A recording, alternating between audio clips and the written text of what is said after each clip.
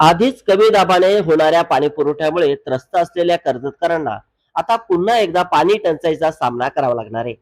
कर्जत नगर परिषदेकडून वंजारवाडी जॅकवेल येथील जॅकवेल व पंपाच्या तातडीच्या दुरुस्तीच्या कामासाठी 2 दिवस विविध भागांचा पाणी पुरवठा बंद ठेवण्यात येणार असल्याची घोषणा करण्यात आली आहे.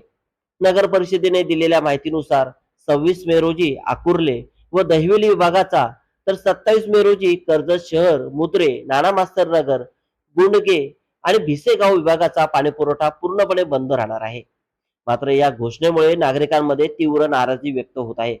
कारण गेल्या अनेक महिन्यांपासून कर्जत नगर परिषद हद्दीतील अनेक भागांमध्ये कमी दाबाने पाणी पुरवठा होत आहे. अनेक ठिकाणी नागरिकांना पुरेसे पाणी मिळत नसल्याने टँकर आणि पर्यायी साधनांवर अवलंबून राहावे लागत आहे.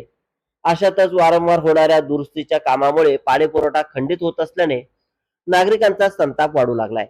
कधी पाईपलाईन दुरुस्ती, कधी मोटार बिघाड, तर कधी जॅकवेलची कामे, अशा कारणांमुळे पाणी पुरवठा वारंवार बंद होत असल्याची भावना नागरिक व्यक्त करीत आहेत.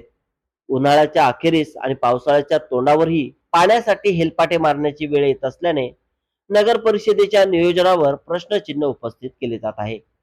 दरम्यान नगर परिषदेने नागरिकांना आवश्यक तेवढा पाणीसाठा करून ठेवण्याचे आवाहन केले असून या कामासाठी सहकार्य करण्याची विनंती केली आहे. मात्र दुरुस्तीची कामे वारंवार का करावी लागत आहेत? पाणी पुरवठा व्यवस्थेतील नेमक्या समस्या काय आहेत आणि नागरिकांना कायमस्वरूपी दिलासा कधी मिळणार, असा सवाल आता कर्जतकरांकडून उपस्थित केला जात आहे.